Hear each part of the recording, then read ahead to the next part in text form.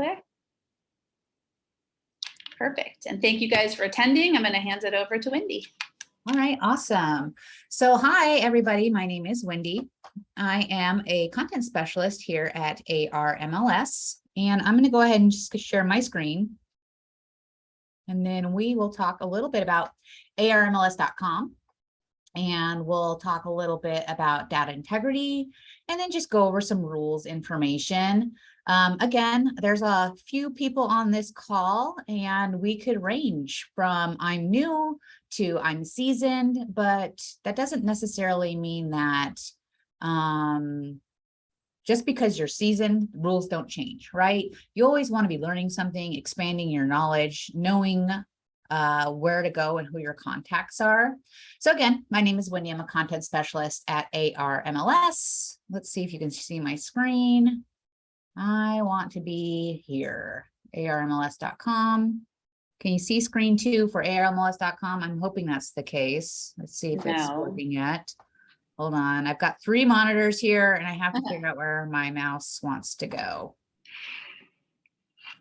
Doesn't want to go anywhere. Okay, let's do this one and share. There you go. Awesome. So ARMLS.com, and just spend a couple of minutes here, nothing crazy. Then at the end, I'll leave a few minutes available for a Q&A, or if you have questions, you can type them in the box or ask away while I'm presenting. This is your time as an office. This is an office visit, not necessarily a training or a class. So I want you to get the most out of it. Fair warning, like I said, I'm in the training department. Data integrity should be your friend.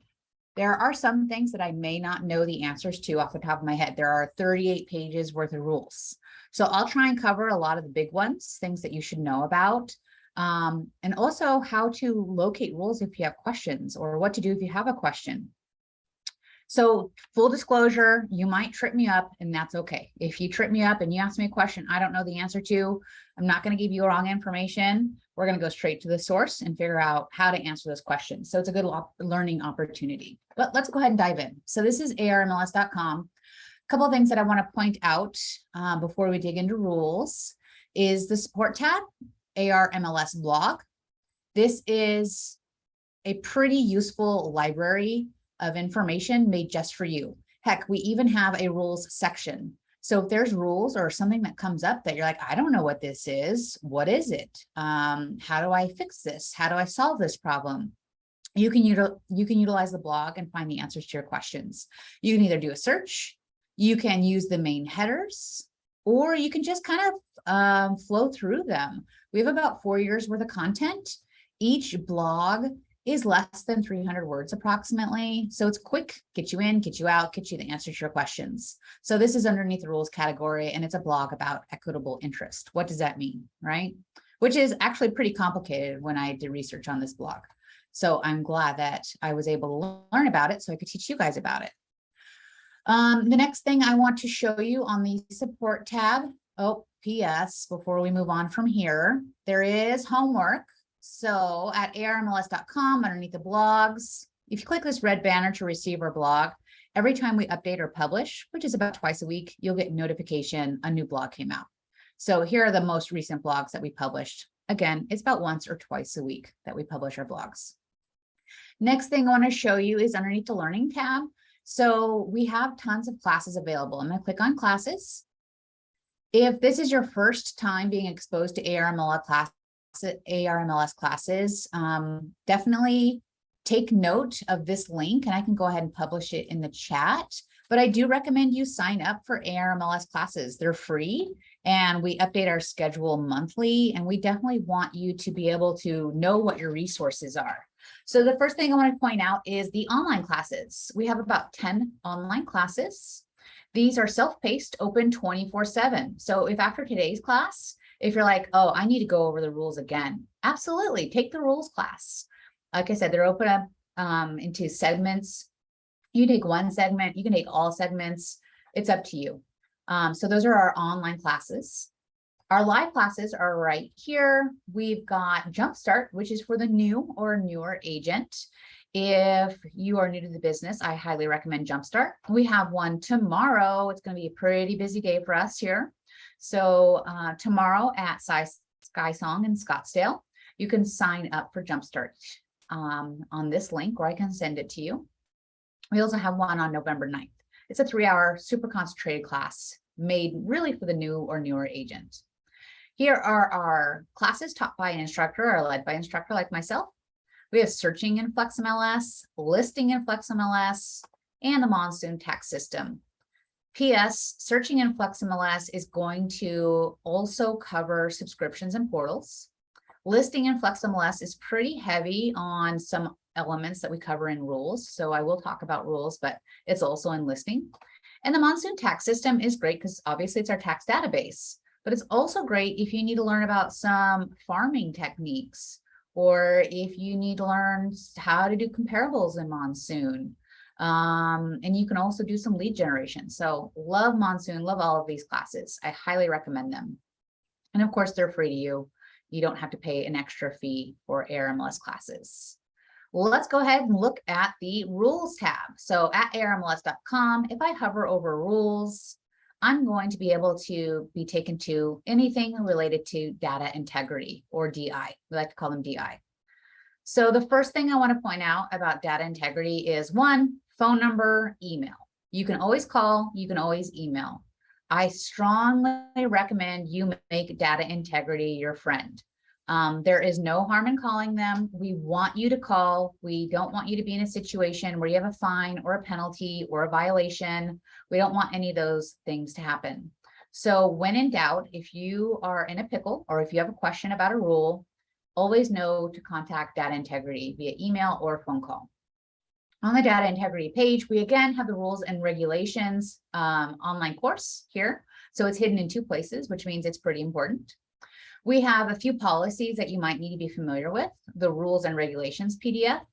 Now, do I want you to read this all today? No, not necessarily. Should you know where to find the rules and regulations? Yes, absolutely. So this is the rules and regulations PDF. It's 38 pages. It's some light nighttime reading for sure.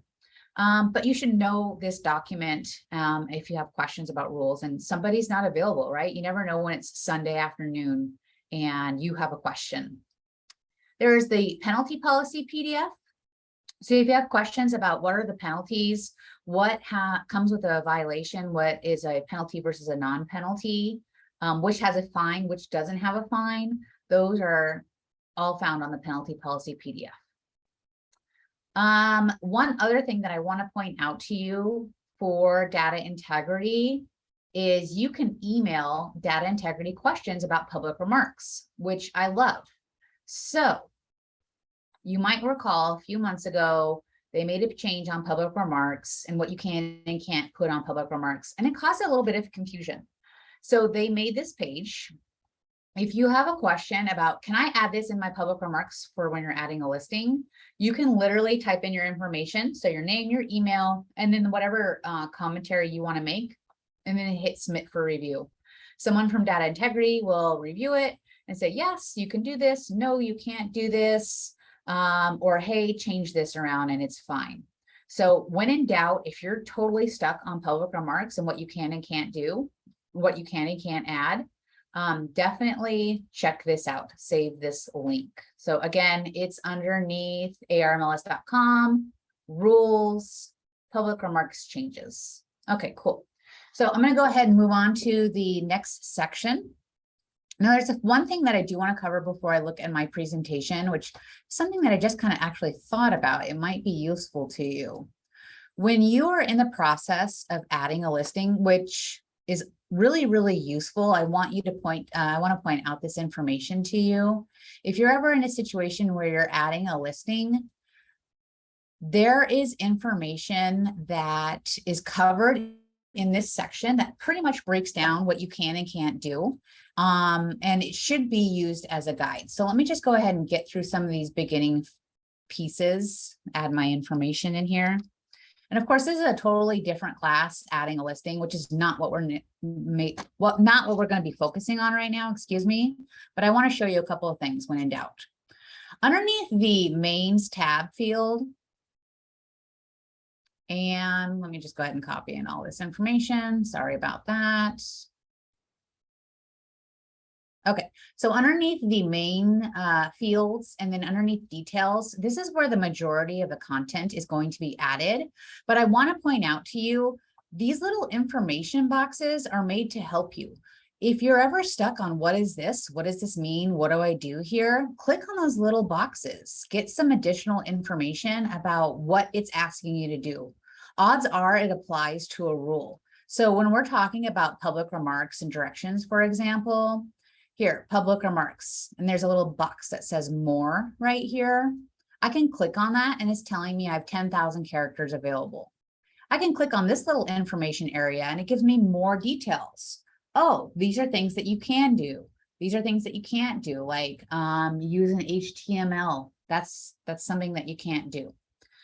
You can look at the inappropriate language policy. So again, if you're starting public remarks for a listing and you're like, I don't really know what I can and can't put in here, there's been changes or I'm confused about this process, consult the inappropriate language policy, consult these little information boxes, make sure you contact data integrity and you can submit a review, or you can submit what you want to put in public remarks for review. Does anybody have any questions about any of this information for adding a listing before I kind of dive into a little bit of the presentation about rules?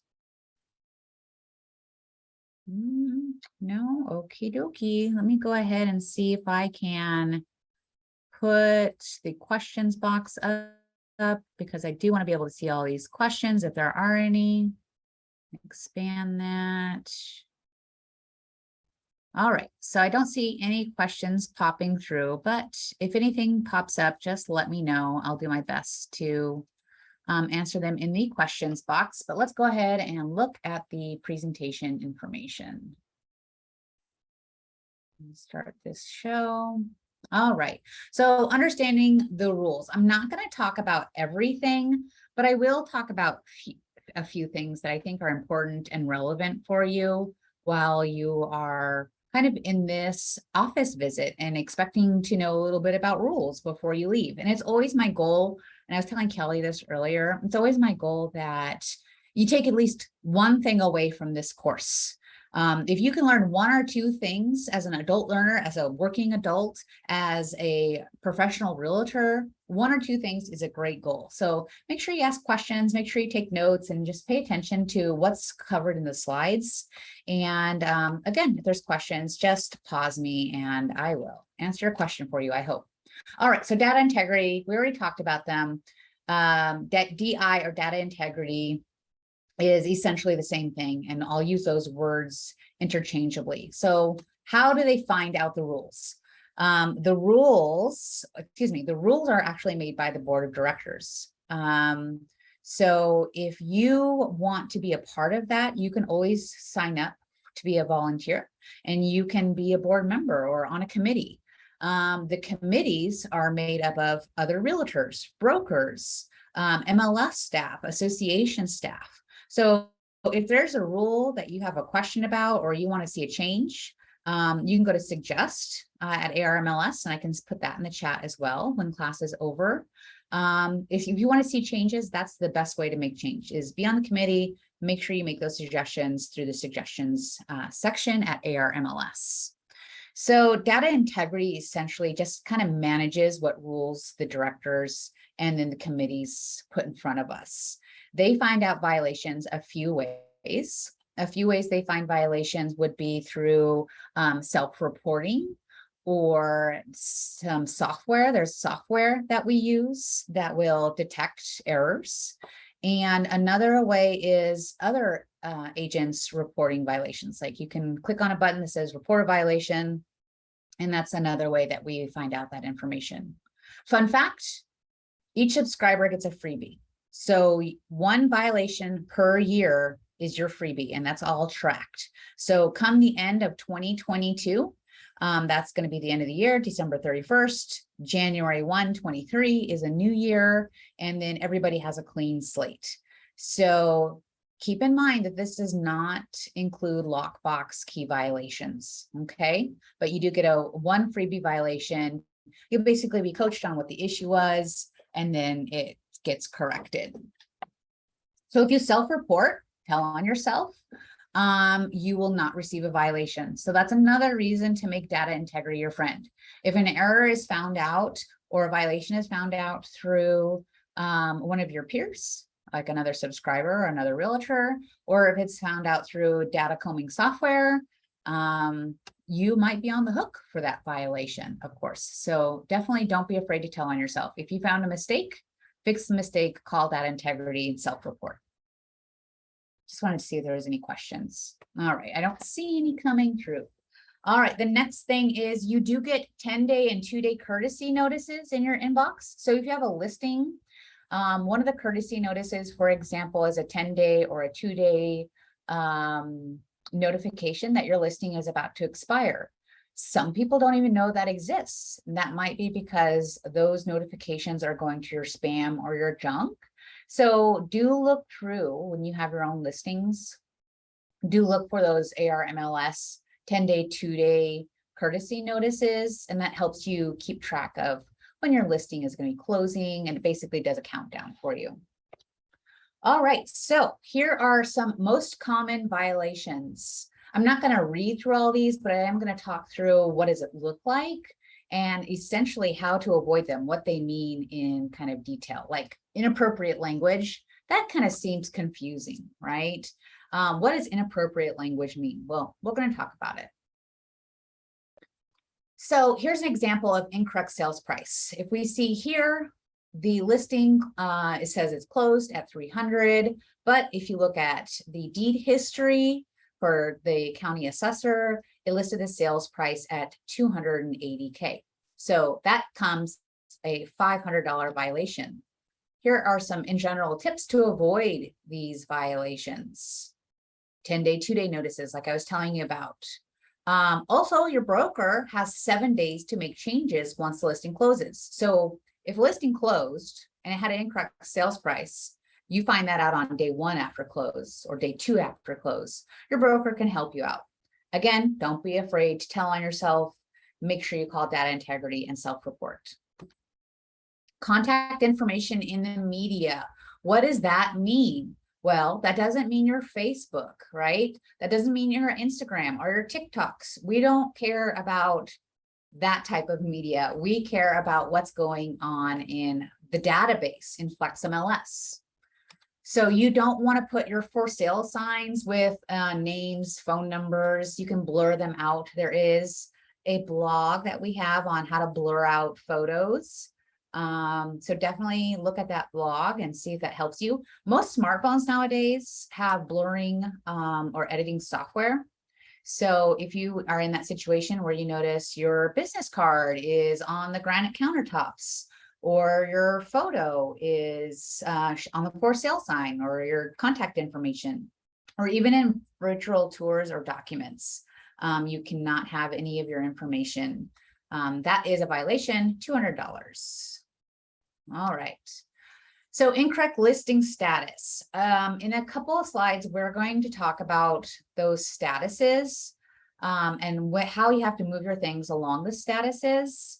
But if you have the incorrect status, so right here, we says that it's pending and it's really not pending, that comes with it a $100 violation for the incorrect status. It's pretty easy to change your statuses. You just have to make sure that you are on top of the time, right? You can't be in a status for too long. You have a certain amount of time, and I'm going to cover that in just a moment.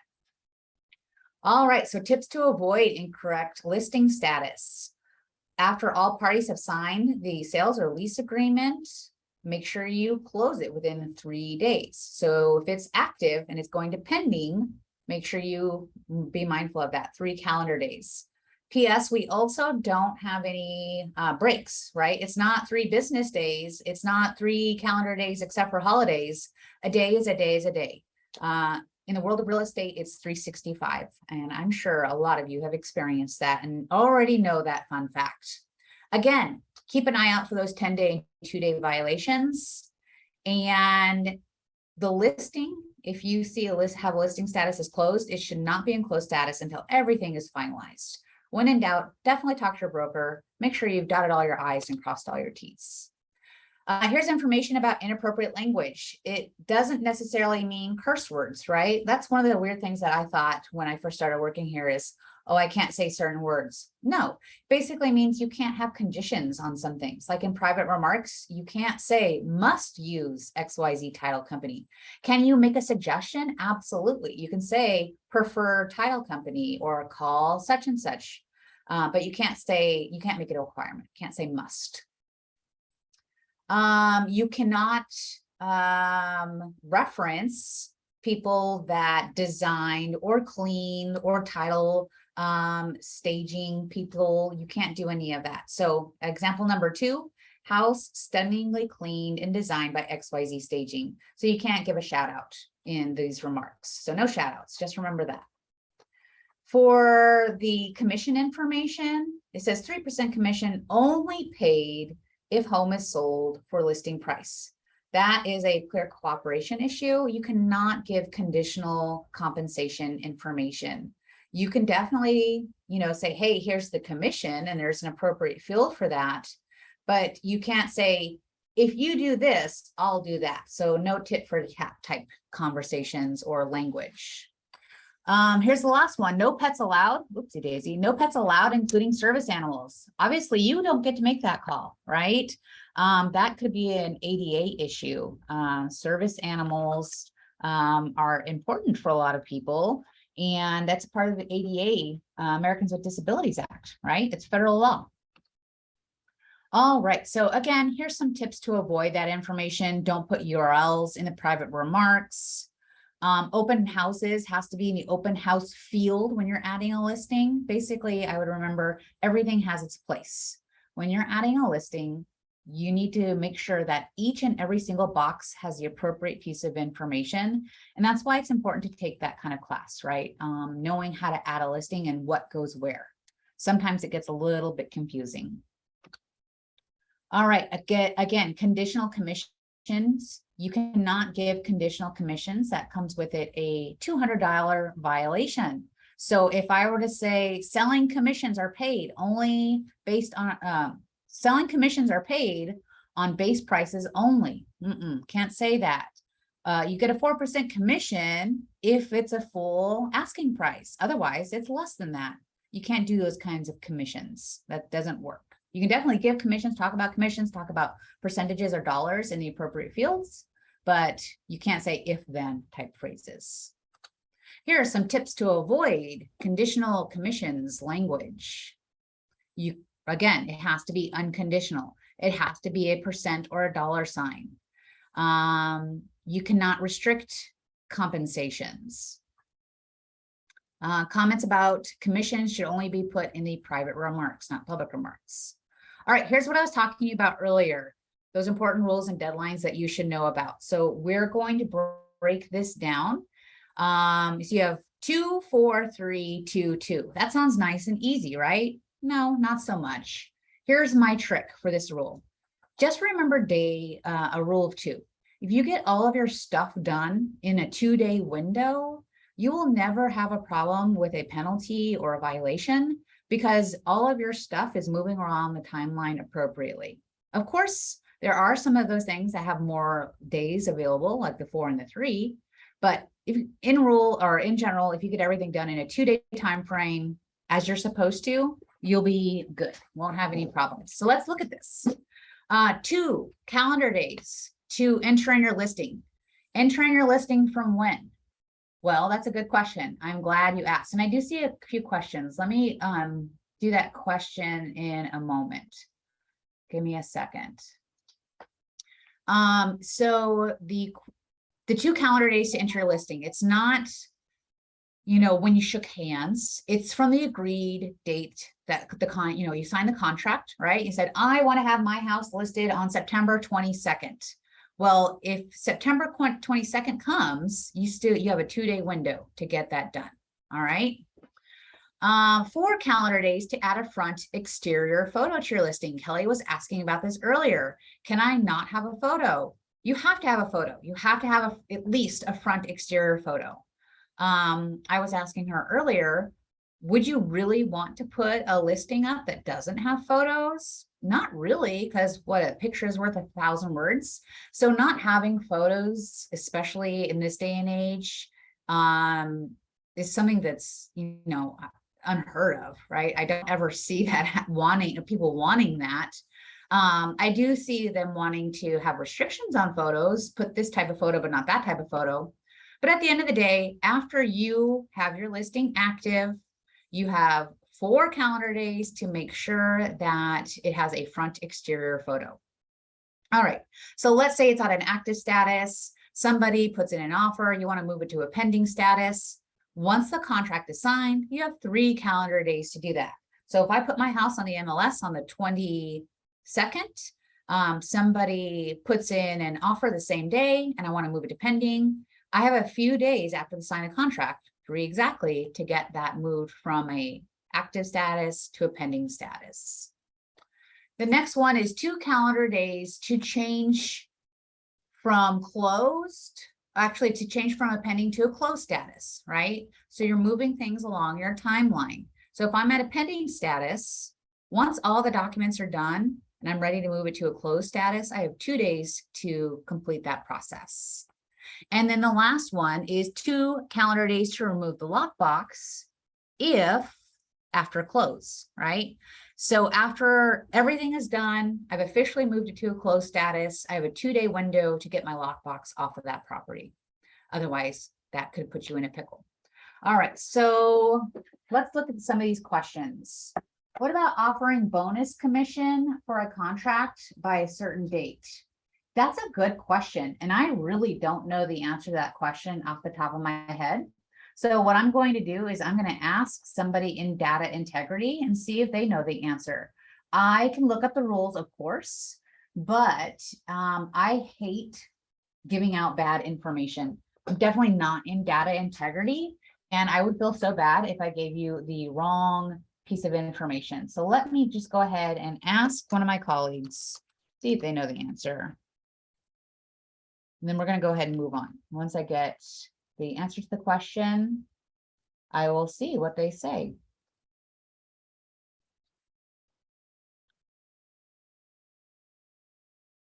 I definitely don't know all of the rules off the top of my head, and it's really just a best practice that I not try and say, oh yeah, this is okay, when I don't know it. All right, so the next question is there a violation fee for not removing the lockbox in 2 calendar days? Oh, I'm so glad you asked that question, because that is the next thing that we're going to talk about.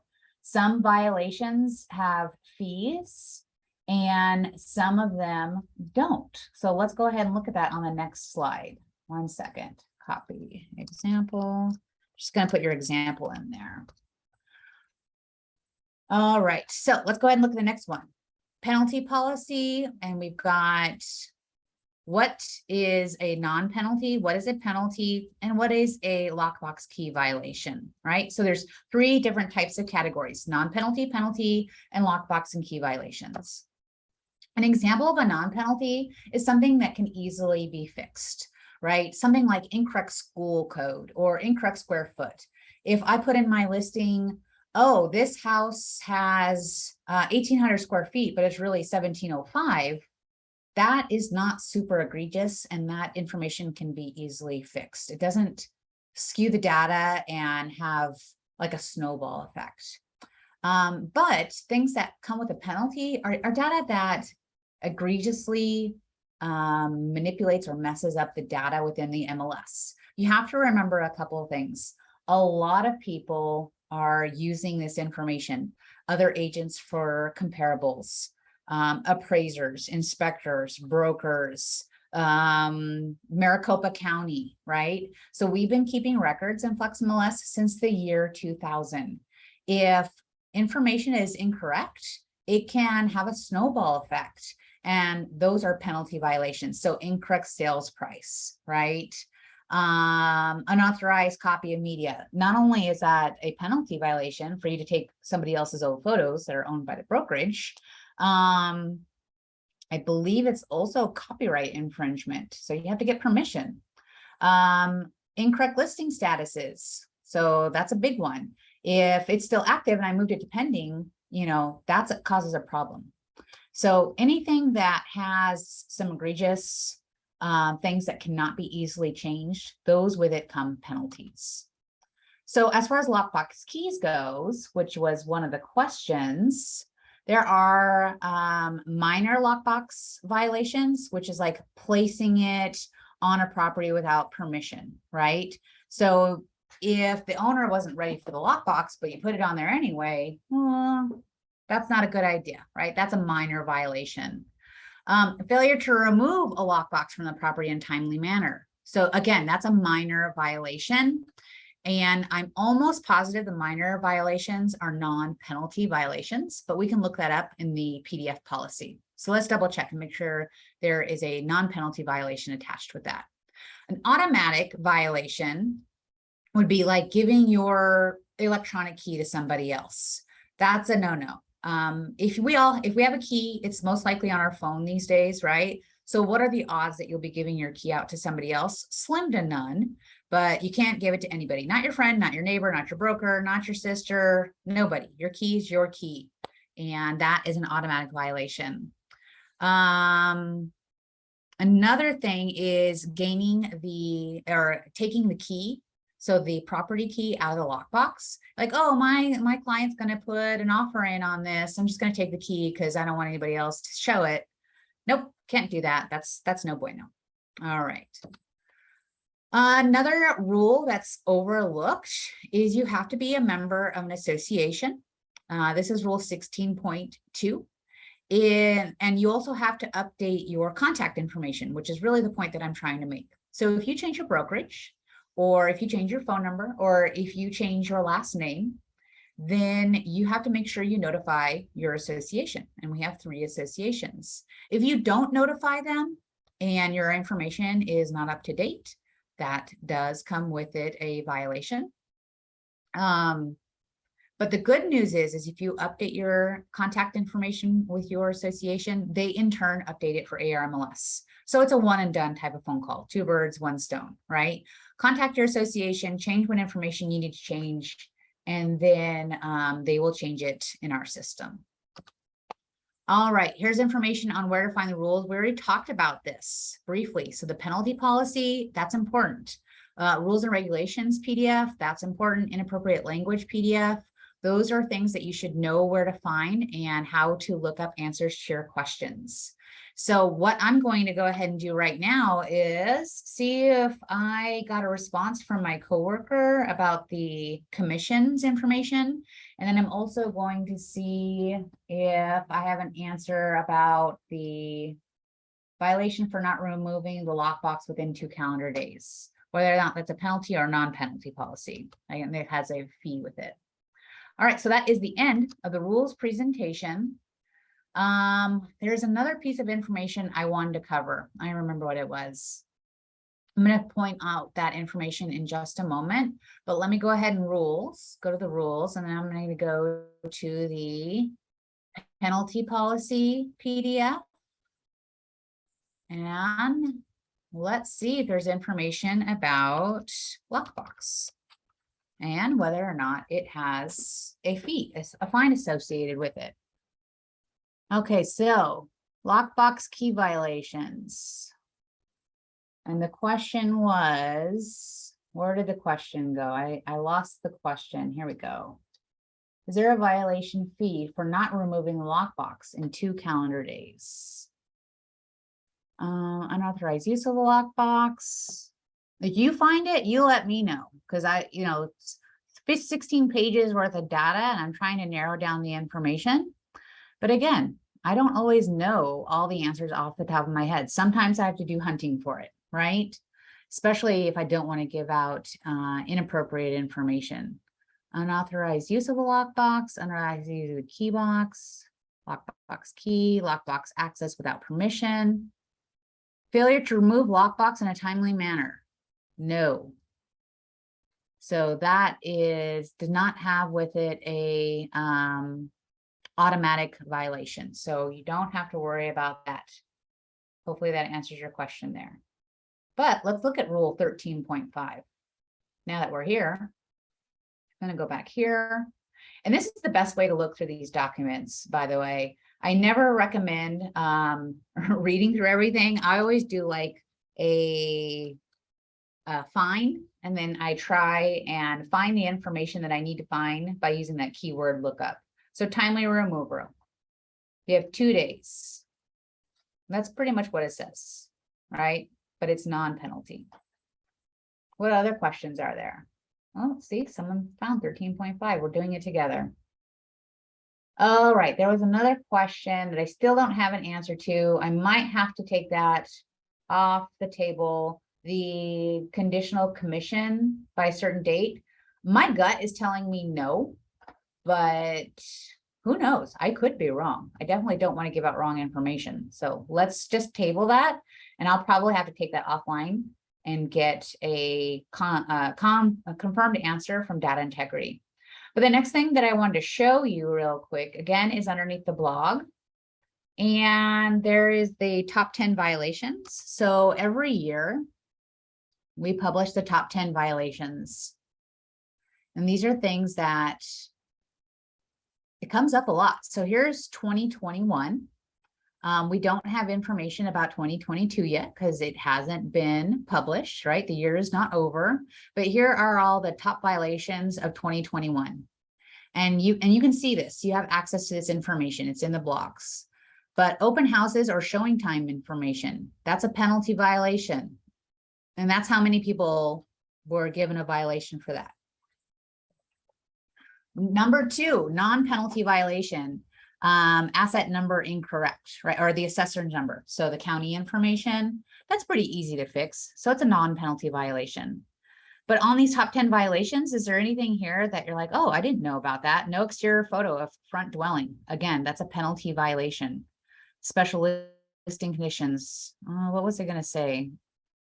I was going to see if that information about the conditional commission is in there, but I don't think it is. Anyway, is there anything here that is shocking to anybody?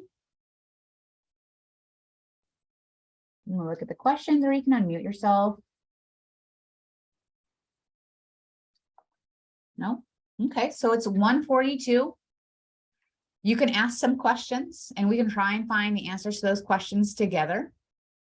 If you want to type in your question, you're welcome. I think we have about 15 minutes left, and that's pretty much everything that I want to cover about rules. So is there any other pieces of information that you would like to learn more about, or you want me to back up on? So the floor is yours if there are more pieces of information you want to cover.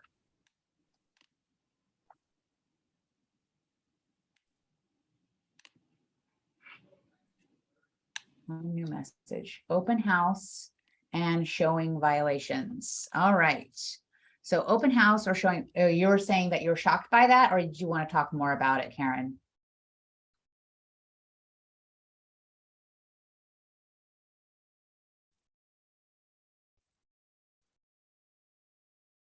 More info, please. All right. On open house and showing violations. Absolutely. Let's go ahead and go back to FlexMLS. And really what it has to do with a couple of things.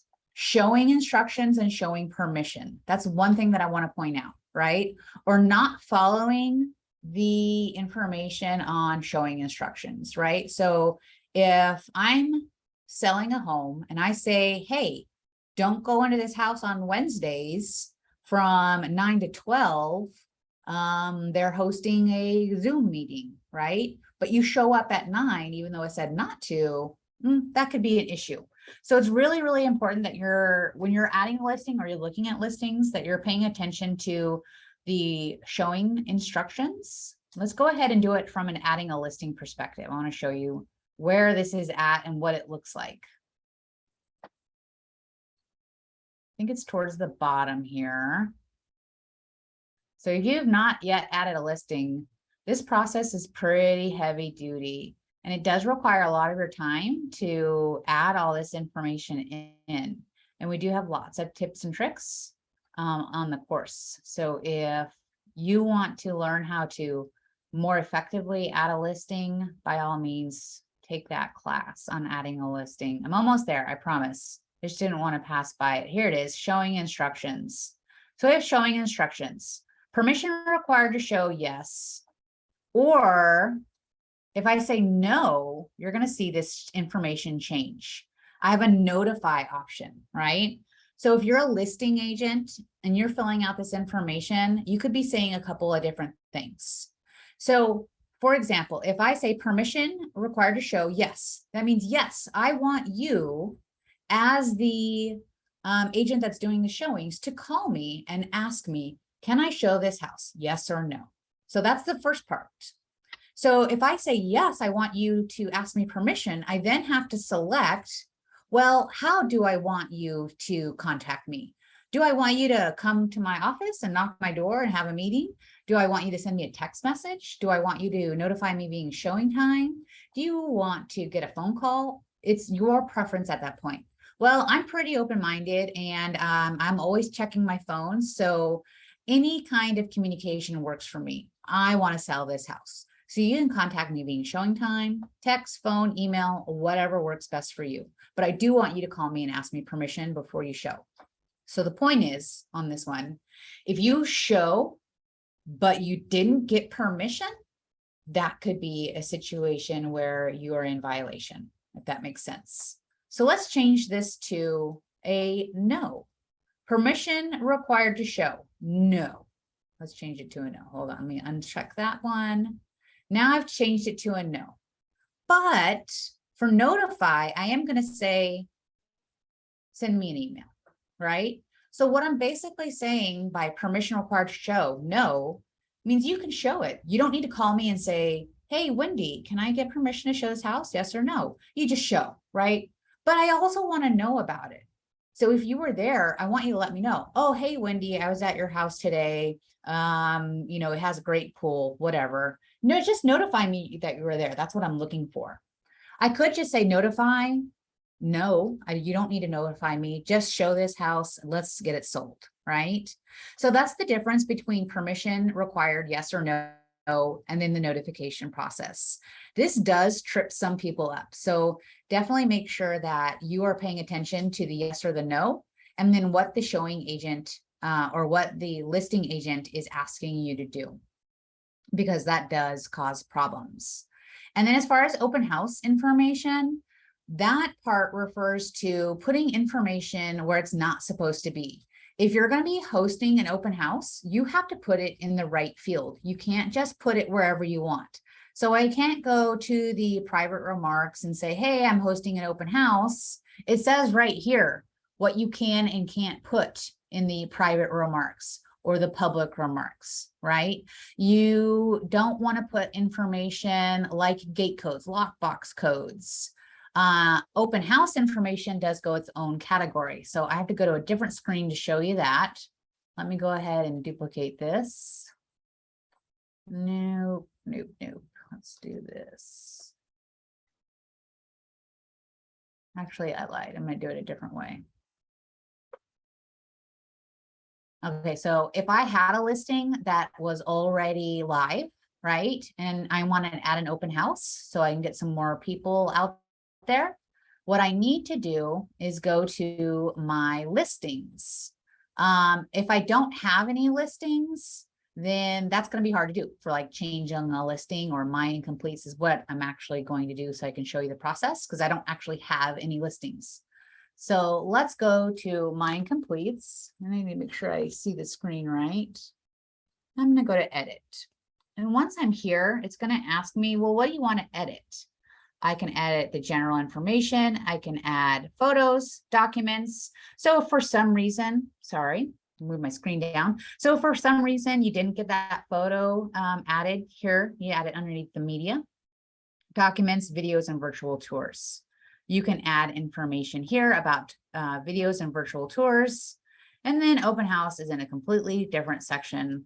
And I think I do have to go to a different listing. So hold on real quick. Let me see where it's at.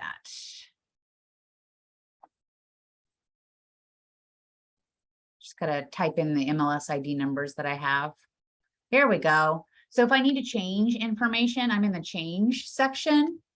And this is where you can add information about open houses, and it should be under schedule, right? So if I need information on open houses, I would do it here. You can't put open house information in any other section. All right, Plano, let's see what this question is. Many agents put in the MLS Plano, the loan type accepted, yet, let's see, many times they don't allow certain financing. Let's go ahead and look at that for adding a listing. Go to the right screen.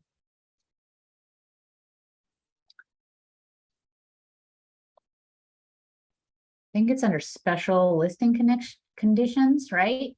So if we're talking about types of financing options, loan type accepted. So if they do VA or FHA, they're not checking these boxes. Is that what you're saying?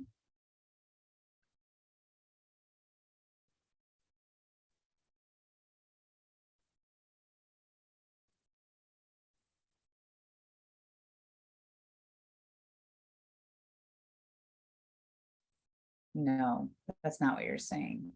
Okay. Do you want to clarify it further?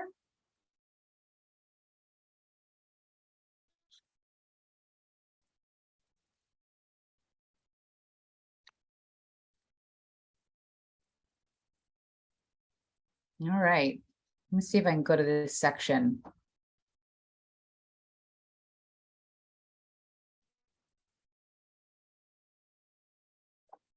Many condo, oh, the condos. I know, that's a tough one. So many condos list that VA and FHA financing is available. Then when you check with a lender, it's not, right?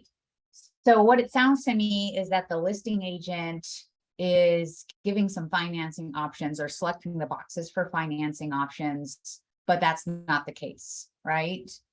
So if that was me in that situation, what can you do? Well, you have a couple of options. As the buyer's agent, you can report it, right? You can say report an error. Can you contact that agent to fix it? All right, correct. And it's a huge waste of time for the buyer's agent, isn't it? Right? I even heard that sometimes the mortgage lenders will cancel the process. They'll just be like, nope, we're just going to have to cancel this whole loan. You're on your own. And then the buyer's agents or the property buyers themselves are kind of left on a lurch. So here's what I would do, right? If that's a huge waste of your time, there's a couple of things that I would do. Should you report it? That's up to you. You can report it. You can contact the listing agent and tell them they need to fix it. And you're doing that on a one-on-one basis. And again, helping somebody that might, it might not be beneficial to you. The next thing that you can do is you can make suggestions. So we can fix fields that are a little bit tricky, right? So if you're on the details field and we're on the special listing conditions, ultimately what I'm going to say is it's the listing agent's responsibility and it's their due diligence to input the correct information and look through this form with a very critical eye. If you are not being critical when you are adding this information into the MLS, you're essentially, again, wasting people's time, right? So it is the responsibility of the listing agent to make sure that they are checking these boxes. Ultimately, for special listing conditions, only one has to be selected of 16. If they select the incorrect one or if they over select, it can be changed, but ultimately they should be doing their due diligence from the get-go, right? It's under special financing types. So we were talking about the HUD, right? We're just talking about financing. Where is financing, special financing? Let me do it this way.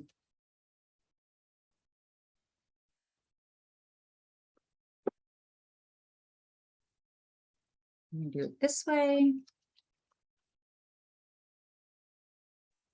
All right, that doesn't give me any information. That's about HOAs.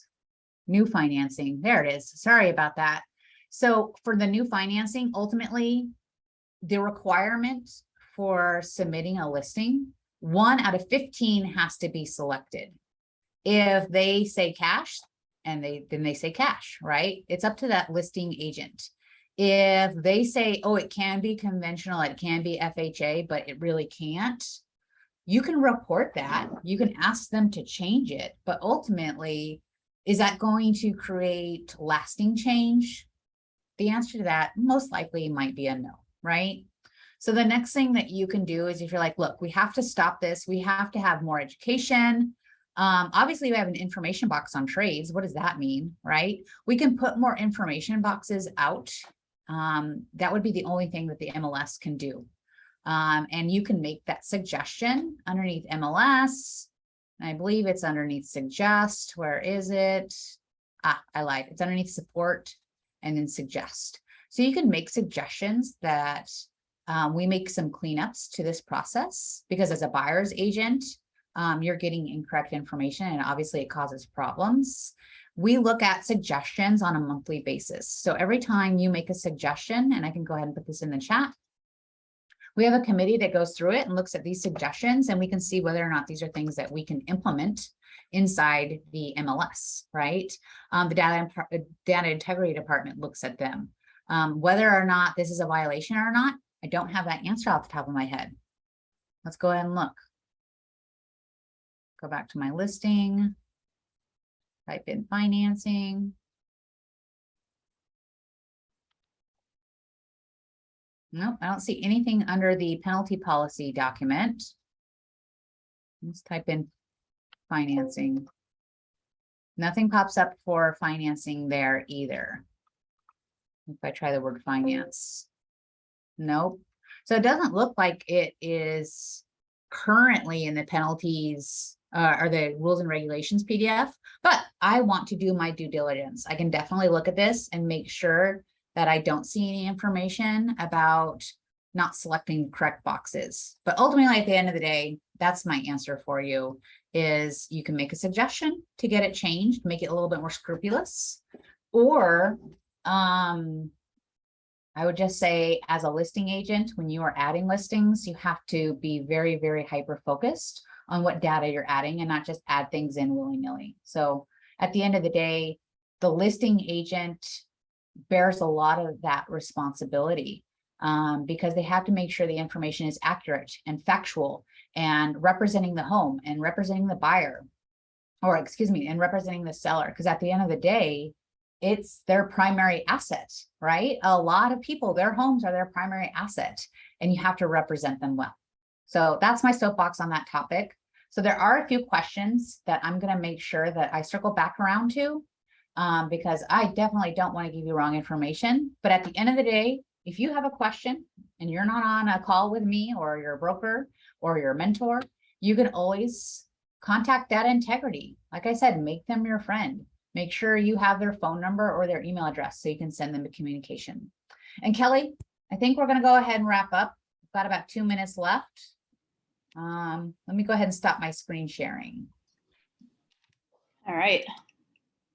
Lots of good questions from everyone. I'm glad everybody was involved and engaged. My screen sharing is not popping up. It's on a small box. Just got a lot going on in the screen. Sorry, Kelly, hold on. Okay.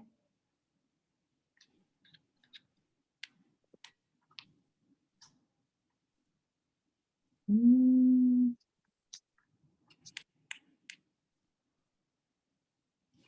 think it's in the chat. I don't know why I'm having such a hard time finding this information, but you can go ahead and keep talking, and I'm going to keep looking for what I need to look for to stop the screen sharing process. I don't have much to say. You guys, we do this ARMLS training every 2 months, so it'll happen again in the beginning of November. So if anyone has any suggestions on topics, I think we're slated to do subscriptions and portals, which is always popular. But yeah, feel free to chat me or let me know if you have a suggestion. And then I think this still works well online via Zoom, but we do have the option of going back to in-person with this. So something else to think about. But I like Zoom. Yeah, it's pretty open. As far as ARMLS training, I'm seeing every kind of platform. I'm seeing in person, I'm seeing Zoom, I'm seeing GoTo, which is my primary platform, which is probably why I'm like a little bit bewildered at the moment. Here we go. Stop. There. Got it. All right. So yeah, so we do everything. I'm happy to meet you where you're at. Perfect. Any last questions from anybody? Nope. Think we're all good, Wendy. Okay, awesome. Thank you so much. I'm gonna look at those chat questions and then get back to people that I was not able to 100% answer their questions. So I'm gonna go ahead and communicate with those people individually, and I can CC you. Okay. Okay, thank you. Thanks, guys.